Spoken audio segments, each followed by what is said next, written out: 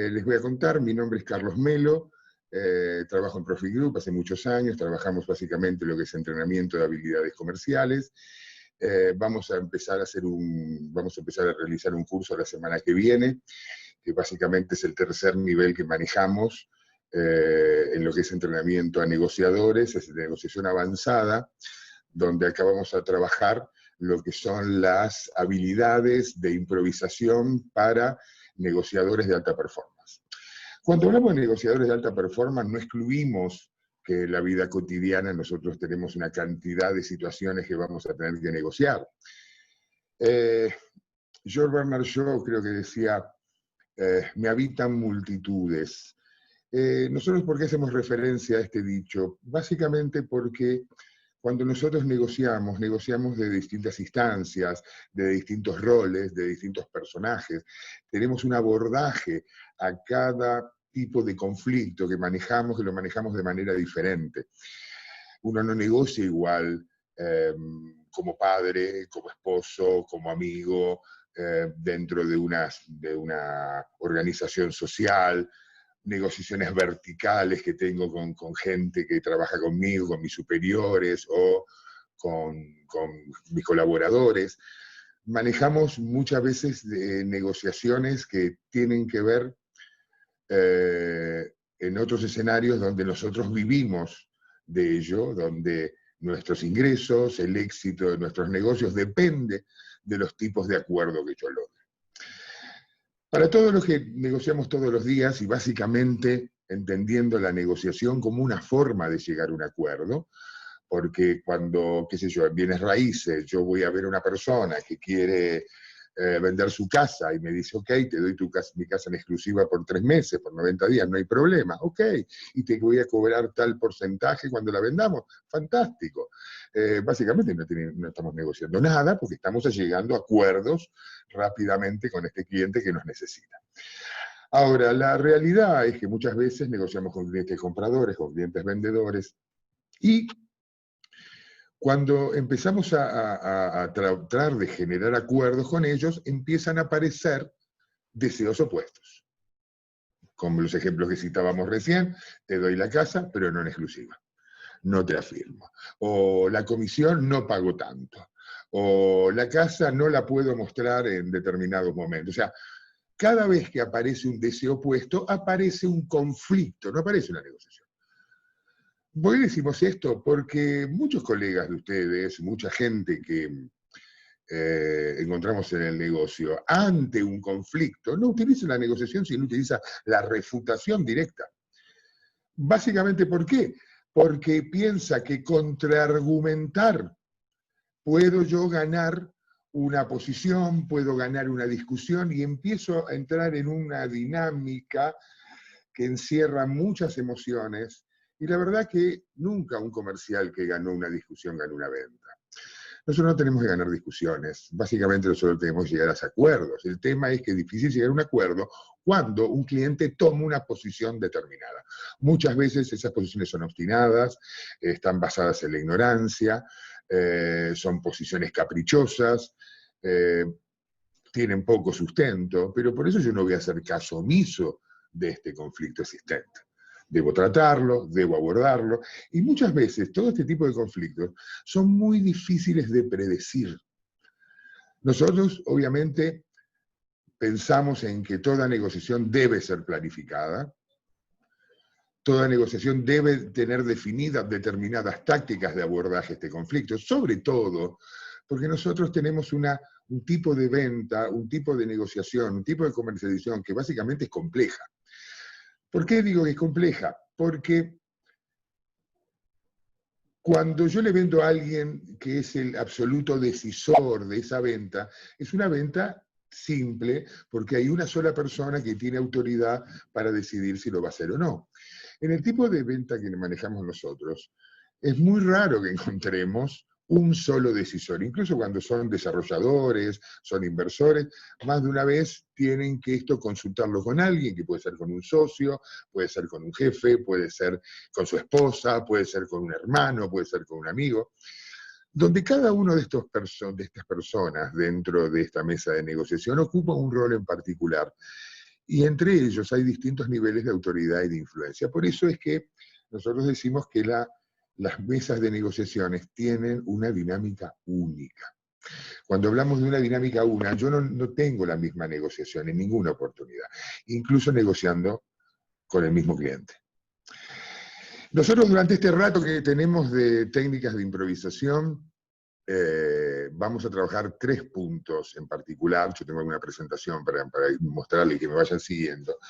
Básicamente vamos a trabajar 3 puntos que son los que trabajamos en el taller. El primer punto que vamos a trabajar es primero la identificación de los conflictos que tenemos, cuáles son todas las negociaciones cotidianas que nosotros nos vamos a encontrar, no sabemos de qué forma van a ser manifestadas, en qué momento pueden salir, pero la idea es que como broker, como negociador, como agente, como asesor, como inversor, tengo que estar preparado. Porque improvisar no se trata de inventar nada.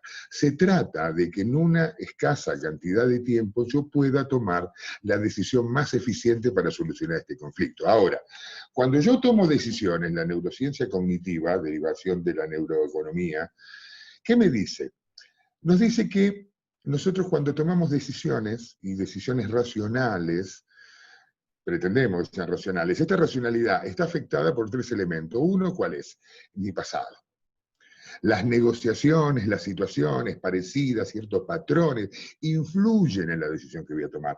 Porque si esta situación que sucede me ha pasado antes, suelo muchas veces repetir ese modelo con la esperanza de que ahora también funcione. Y sabemos que no necesariamente lo que en una negociación funcionó vaya a funcionar en esta. Pero ese elemento influye en la decisión que voy a tomar. También otra cosa que influye no solamente es el pasado, sino el futuro. ¿Qué idea tengo yo para dónde va esto? ¿Cómo lo veo? ¿Cómo lo percibo? El pasado, el futuro y el presente también influye, claro. Y el presente influye desde su fuerza más emocional. Y cuando hablamos de esta fuerza emocional, estamos hablando de que yo no negocio de la misma forma de acuerdo al humor que tenga, de acuerdo a qué emoción tenga. Este cliente fue despectivo, fue autoritario, me siento mal. El problema es que cada emoción, que es una reacción básicamente física, influye en mi capacidad de razonamiento mental, que estamos hablando de un mundo abstracto, donde yo imagino las posibilidades, donde imagino distintos escenarios y debo elegir cuál es el que más me conviene.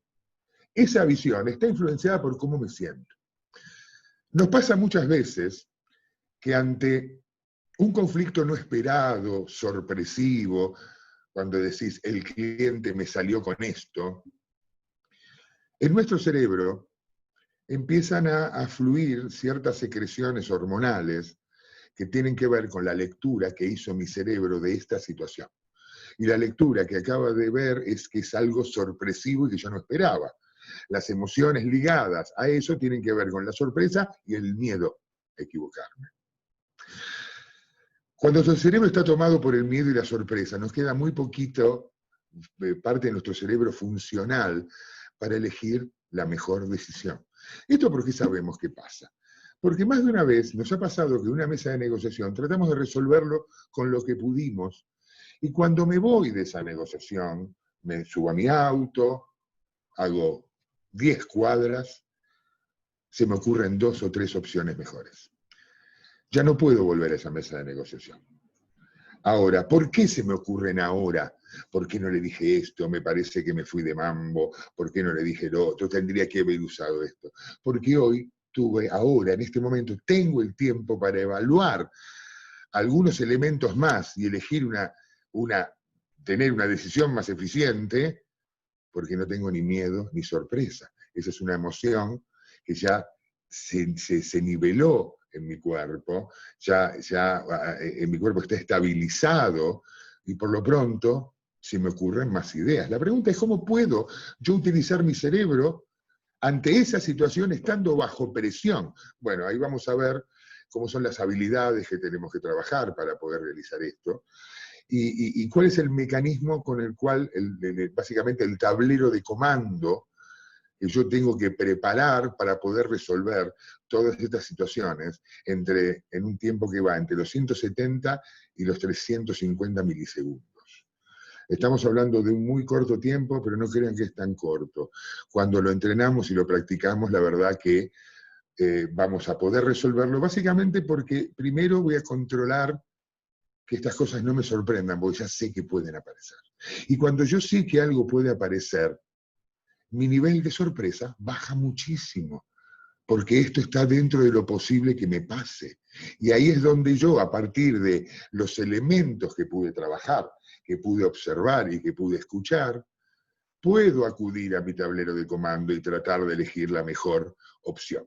Vamos a ir viendo una presentación donde vamos a ir trabajando cada uno de estos temas. Cuando hablamos de el método de improvisación, las técnicas, ¿con qué tiene que ver? Primero, básicamente, tiene que ver con la posibilidad de adaptarme activamente a situaciones que son difíciles de predecir. Ahora, son difíciles de predecir en cada mesa de negociación, pero yo sé que van a suceder. Sé que van a suceder.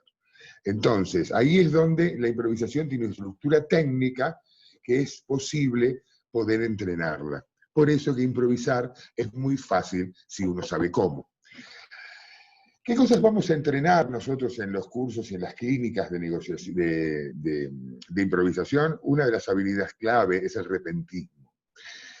Si bien es cierto que todas las escuelas tradicionales del siglo XX, las escuelas clásicas de negociación, hablaban de la improvisación en sí misma como un comportamiento poco profesional, hoy los estudios nuevos que se han hecho sobre la base de los conocimientos cognitivos y cómo funcionan los tableros decisionales de las personas, se entiende al repentismo como una habilidad clave para poder improvisar con rapidez y permitir tomar decisiones. Entrenando, ¿qué cosas? Una, la creatividad.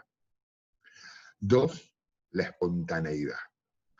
O sea, uno dice, ¿puedo practicar ser espontáneo? Claro que sí, porque la espontaneidad tiene que ver con la rapidez con la que yo evoco en mis memorias aquellos recursos que me sirven para ese repentismo que tenemos cuando nos acordamos de una frase graciosa, de un hecho interesante, de una anécdota que tiene que ver con esta relación. O sea, esas son evocaciones a nuestras memorias.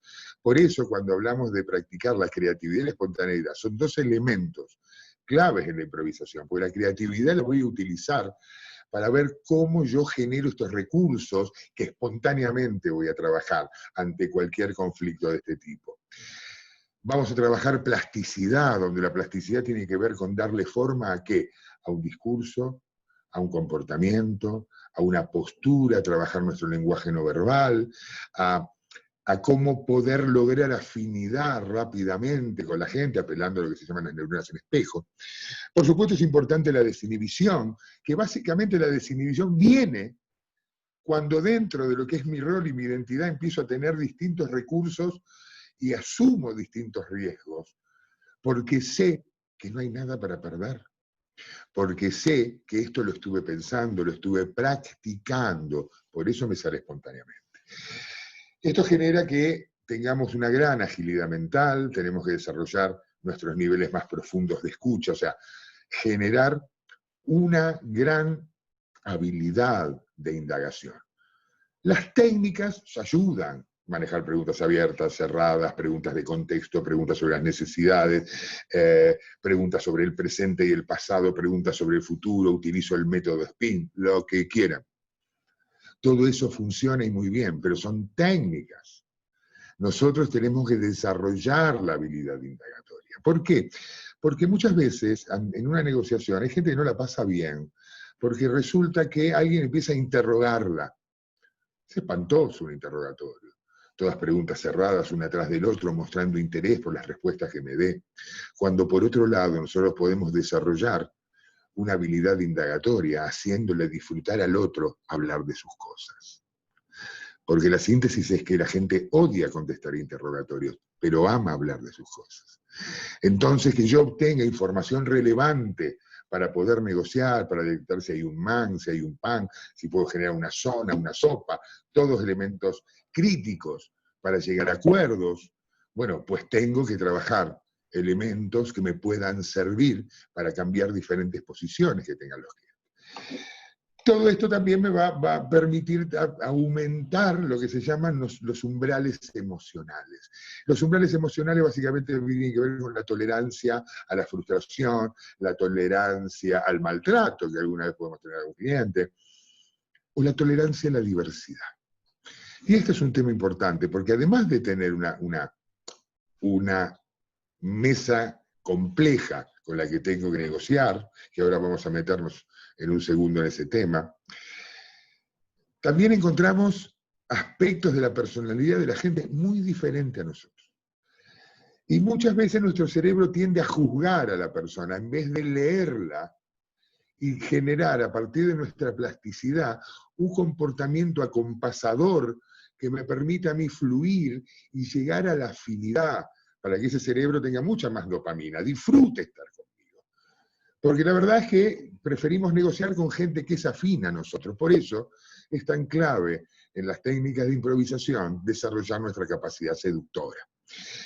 Y nuestra capacidad seductora, quítenle el contenido erótico a la palabra seducción, es una palabra donde la idea es caerle bien a la gente. Yo tengo mayor poder de influencia a quien le caigo bien. Esto lo decía Spinoza hace 2 siglos. Él decía, nosotros no queremos a la gente porque es buena. La gente es buena solo porque la queremos.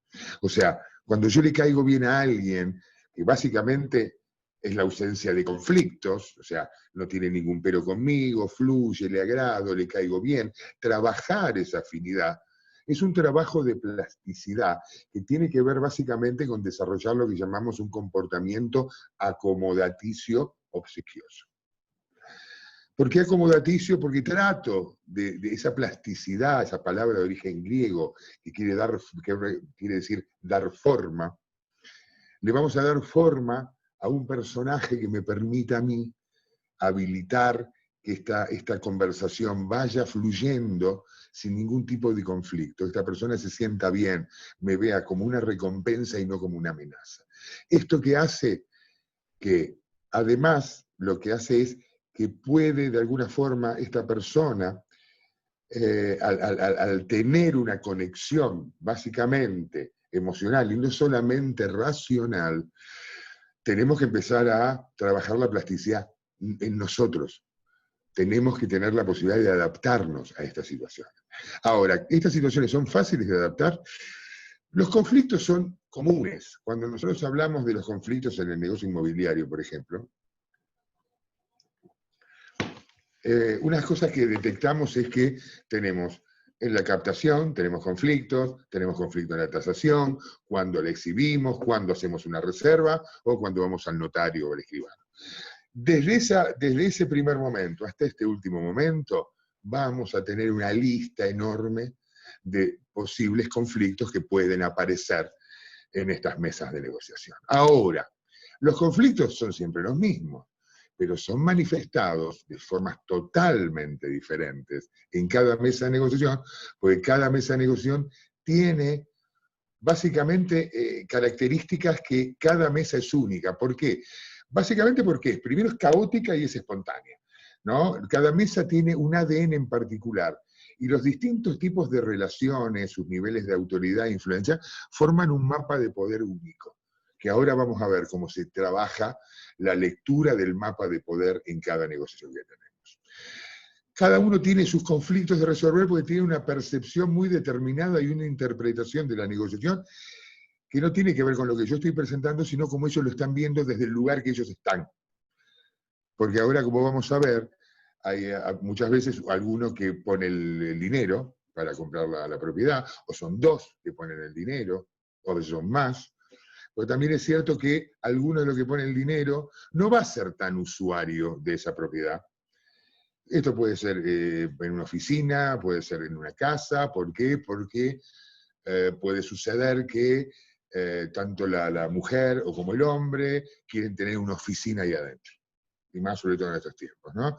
Donde la mujer, por ejemplo, puede ser traductora, el hombre puede ser contador, ambos pueden ser psicólogos, pueden tener un consultorio. Uno de ellos va a ser mucho más usuario de esa propiedad, más allá de poner el dinero. El otro va a poner el dinero, o sea, los dos tienen un nivel de autoridad para la decisión de esta casa, tienen poder de veto, pero también es cierto que hay una influencia usuaria que va a tener uno de ellos más que otro.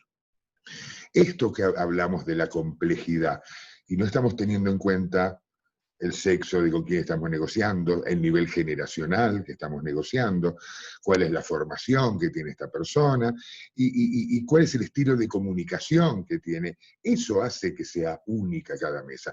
Y ellos tienen distintos conflictos para resolver. Así como decíamos que en nosotros las emociones influyen en nuestra toma de decisiones, en los clientes pasa lo mismo, donde las emociones que hay en juego. Y es importante que hablemos de este tema porque no es verdad que determinada situación genera una emoción determinada, una emoción específica. No es verdad que si yo presento un valor de tasación de $120.000 y el cliente esperaba que sea de $140.000, no hay una emoción derivada específica. Según el cliente va a ser una emoción diferente. Hay algunos que se pueden sentir ofendidos, hay algunos que se pueden sentir frustrados, hay otros que se pueden sentir desilusionados. ¿Me va siguiendo la idea? No es lo mismo estar ofendido, estar frustrado o estar desilusionado. O sea, las emociones no son las mismas.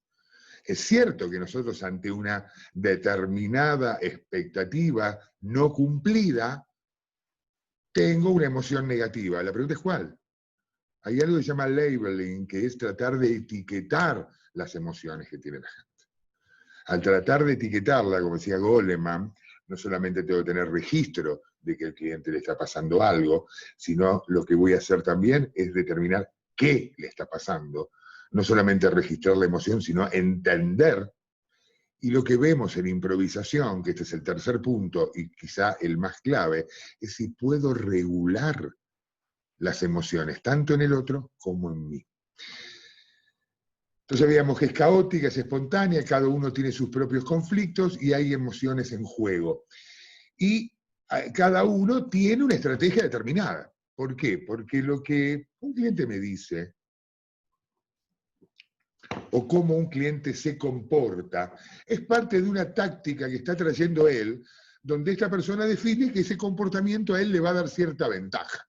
No sé yo, hay gente que cuando aborda una negociación, la aborda desde el mundo emocional, hay otros que la ponen desde el mundo un poco más racional, otros que la ponen desde el mundo desde los resultados absolutos, y no otra cosa. Cada persona tiene una construcción de la realidad diferente. Por lo tanto, lo que piense acerca de ese conflicto definirá lo que siente. Entonces, ¿cómo resumimos esto? No es verdad que un conflicto define una emoción. Lo que define la emoción es lo que pensamos acerca de ese conflicto. El señor que está ofendido está diciendo, ¿cómo puede alguien presentarse en mi casa de $150.000 a venir a ofrecerme 120? Él lo llevó porque él piensa que eso es una barbaridad. Por lo tanto, la emoción que siente está relacionada con esa casi ofensa. Mientras que había otro que estaba ilusionado en poder venderla a 150.000, y cuando le venimos a 120.000, la verdad, se desinfló, se pinchó, dijo, qué lástima, yo pensé que iba a ser más. Está más cerca de estar triste que de estar enojado. Yo no puedo definir qué es lo que va a sentir con lo que yo le presento.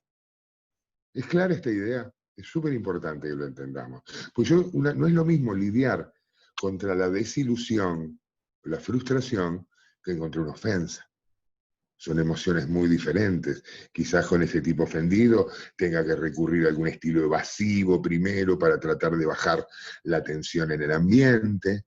Mientras que en el otro puedo continuar rápidamente tratando de mostrarle un escenario más optimista, mostrarle que es lo que quiere comprar también bajo de precio, que en realidad no va a perder nada. Yo rápidamente puedo tratar de influir positivamente en esa emoción que está sintiendo. Y básicamente lo estoy improvisando, porque estoy tomando esta decisión a partir de que conozco todos estos elementos. Sé que me va a pasar y sé también leer, que esto es lo que vemos y trabajamos en lo que llamamos la metodología DISC, que es la técnica para lectura en frío de clientes, para poder identificar qué está pasando, qué está sintiendo, porque acá no hablamos de una empatía emocional que todo el mundo tenemos y que básicamente es biológica a partir de nuestras neuronas en espejo, sino que estamos hablando de lo que se llama la empatía cognitiva, entender qué es lo que le está pasando a esa persona. No ponerme yo en sus zapatos, sino entender cómo se siente él, siendo él en los zapatos de él. Yo no tengo que ponerme en ningún lugar. Yo tengo que entender que esto que está sintiendo, esta ofensa que está sintiendo, no está mal. ¿Por qué? Porque tiene derecho a sentir lo que quiera. Porque ese es un mecanismo. Yo no estoy para ni arreglar gente, ni a ponerme a discutir si su reacción. Yo lo que tengo que aumentar es mi tolerancia, mi umbral de tolerancia a esa situación. Aumentar mi tolerancia a la diversidad. Hay gente que lo puede tomar así. ¿Cuál es el problema? No es tan grave y puedo vivir con eso. Ni siquiera es personal. Esta frialdad que uno muestra tiene que ver con la capacidad que me ofrece a mí el poder decidir, el poder trabajar cognitivamente sobre esto. ¿Cómo las identificamos? Me preguntan acá. ¿A qué cosa tenemos que identificar? Decime eso. Yo voy contestando preguntas si van teniendo. Decime qué tenés que identificar. ¿Cómo identificamos a los clientes? Eso vamos a empezar ahora. A ver si te referís a esto. Vos sos, espera que te veo el nombre, José. A ver, José, si podemos contestar esto. ¿Cómo las identificamos? En realidad, lo tenemos que trabajar desde la observación y de la detección. ¿Cómo leer un mapa de poder? ¿Cómo leer una mesa? Una mesa, hay dos cosas para leer. Una que es lo situacional, el mapa de poder político que hay, y otra cosa es aprender a leer al cliente en lo que tiene que ver con sus comportamientos. En uno se utiliza la metodología DISC y en otro vamos a utilizar esta de Miller.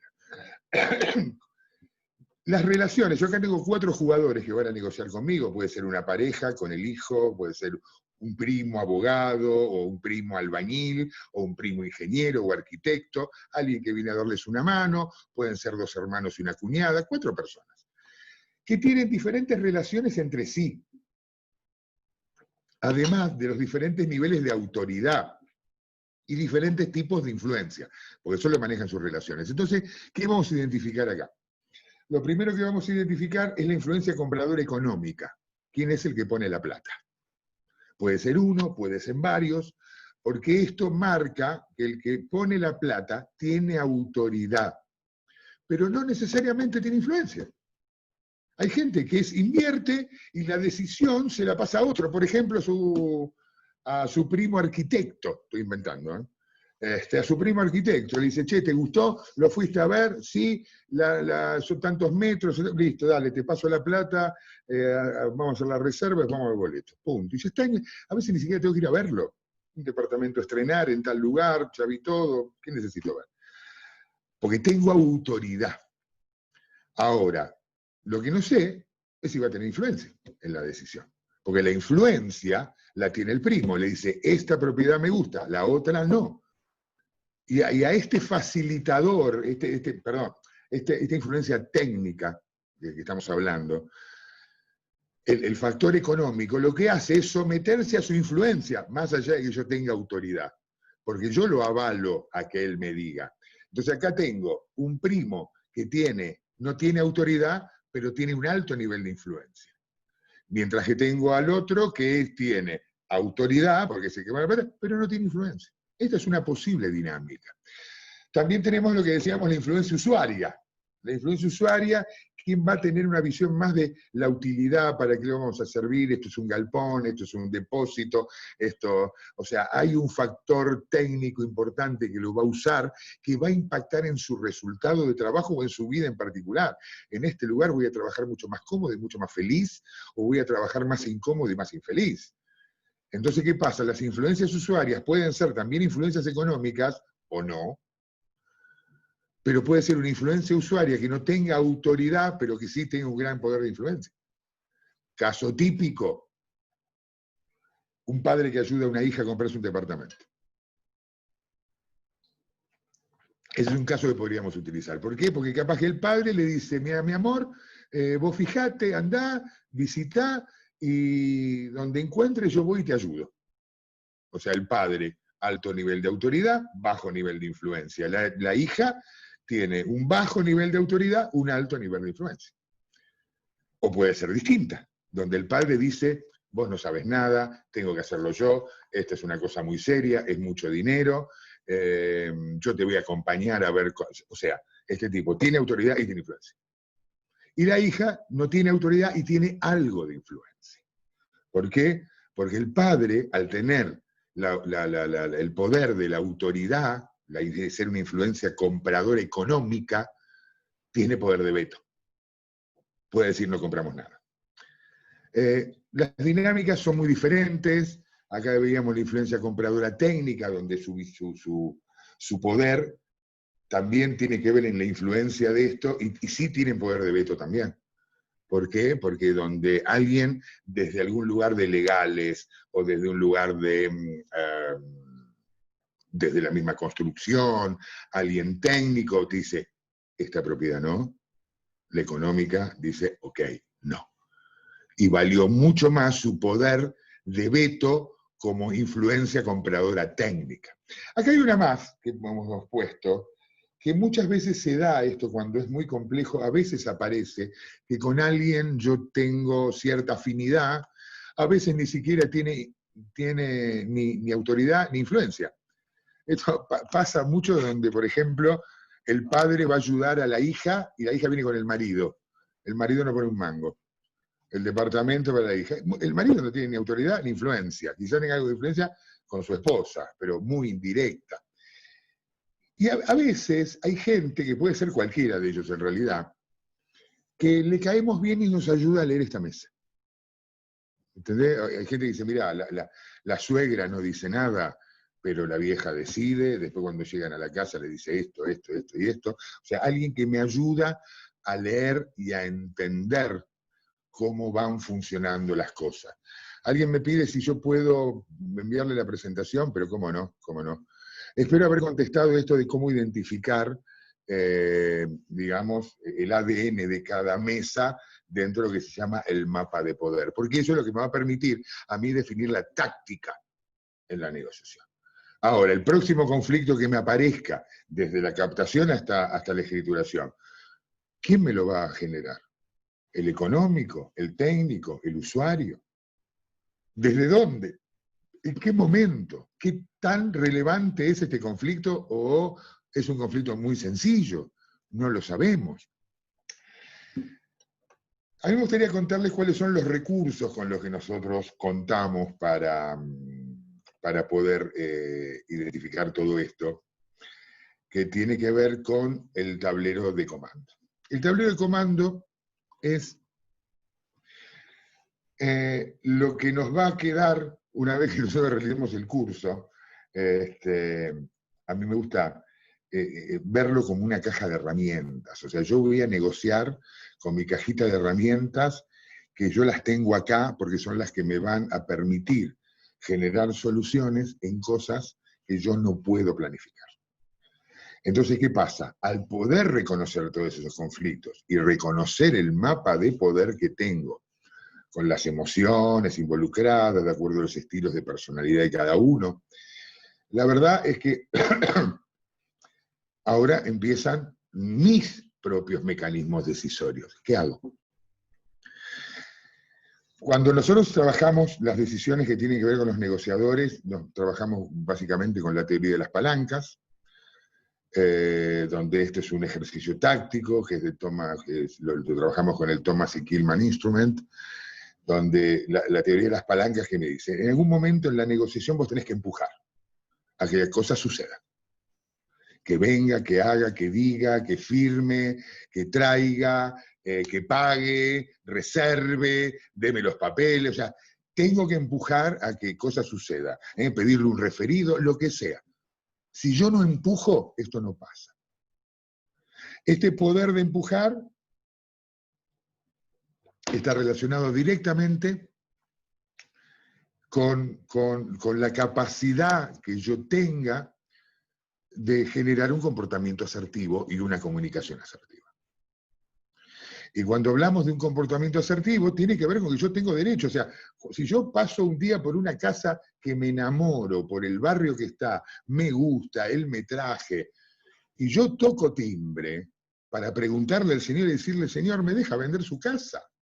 Eso es un comportamiento muy asertivo, porque es un comportamiento asertivo, no colaborativo. Vos ni siquiera le ofreciste nada todavía. Ojalá le pueda ofrecer algo. Para eso tiene que generarse una mesa de negociación. Cuando genera una mesa de negociación, del otro lado de la puerta, del otro lado del teléfono, del otro lado del WhatsApp, del otro lado de Zoom ahora, encuentro a alguien que me dice, contame más, contame cómo es eso. La pregunta que yo me hago es cuál es mi habilidad para generar mesas de negociación. Por eso, en el momento de empujar en una negociación, necesitamos un comportamiento asertivo, un comportamiento con un alto nivel de combatividad. Por eso hay que trabajar la seguridad en uno mismo. No todo es empujar en la negociación. Hay momentos que yo tengo que atraer. Hay momentos que tengo que generar confianza, generar credibilidad. El desarrollo empático que se dice. Bueno, claro, o sea, la empatía básicamente es algo que yo utilizo no cognitivamente solamente, sino que todo ese ejercicio cognitivo me tiene que decir a mí qué hacer, qué postura tomar, qué decir, cuál es el volumen, la velocidad, qué ejemplo. Voy a utilizar un recurso lógico, un recurso analógico, ahora vamos a ver qué es eso. Esto que estamos hablando tiene que ver, por eso les decía, entre 130 y menos de 300 milisegundos, nosotros tenemos que tomar una decisión. Ahora, esa decisión es mucho más fácil de tomar cuando yo me entreno, cuando yo practico, cuando ya sé lo que me va a pasar, me pasa esto, no me sorprende, al no sorprenderme uso más recursos cognitivos, elijo mejor. ¿Qué elijo? ¿Empujo o atraigo? Donde tengo que aumentar ese nivel de receptividad, ese nivel de escucha, esa posición más reflexiva que invite a la persona a hablar. Lo decía Dale Carnegie en el libro Cómo ganar amigos, escrito en el año 1936, es una maravilla, no es un libro técnico para nada, pero él dice, ¿quiere caerle bien a la gente? Haga que la gente hable de sus cosas, escúchelos, préstese como un escucha atento, que disfrute. No había muchos estudios sobre neurociencia, neurociencia cognitiva, digamos, que basan en el comportamiento en el año 36. No había forma de medir esas cosas. Él lo intuía, él lo sabía, él lo practicaba, él le salía. Hoy, cuando se empiezan a medir todas estas cosas, vemos cómo este comportamiento que en el año 1936 decía Dale Carnegie que teníamos que hacer para influir sobre las personas, genera niveles enormes de dopamina, de oxitocina, de serotoninas, de endorfinas, por decímetro cúbico de tejido cerebral. Punto. Hoy se mide.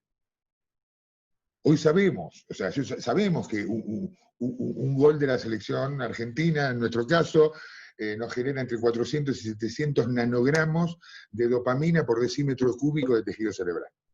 Hoy lo podemos saber.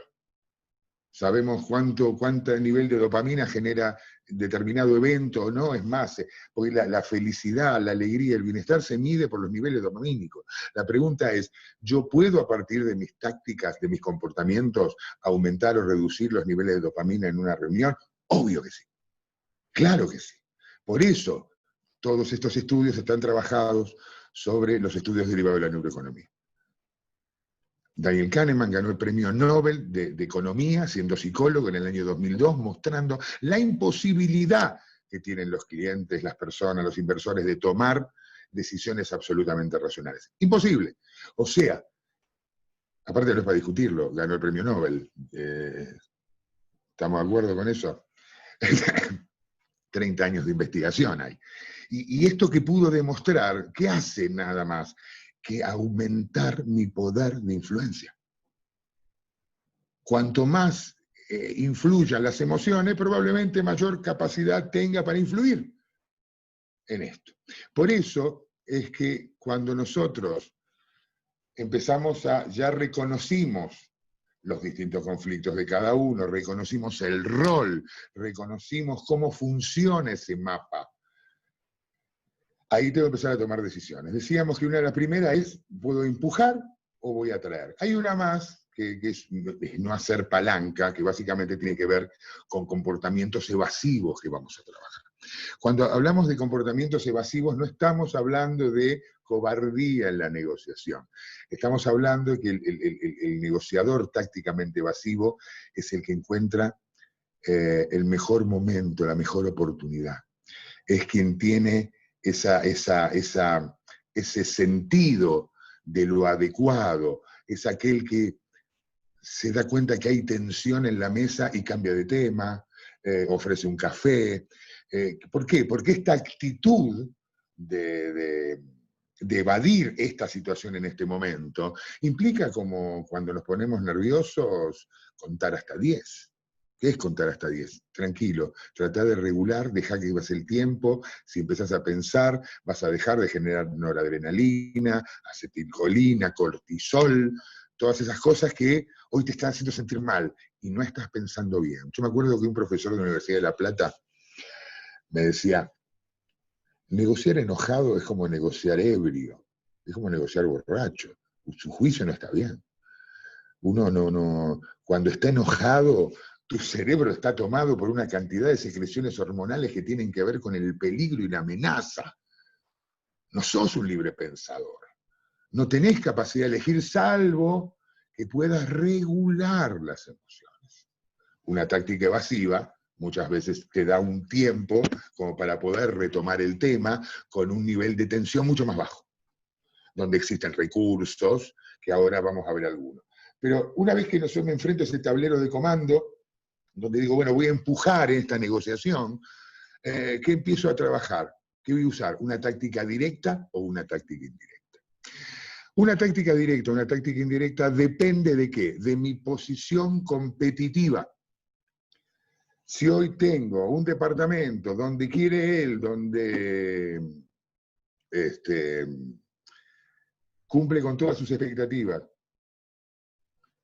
está el precio que él esperaba, es a estrenar, todo tengo a favor, tengo todo para ganar, voy a utilizar una táctica directa.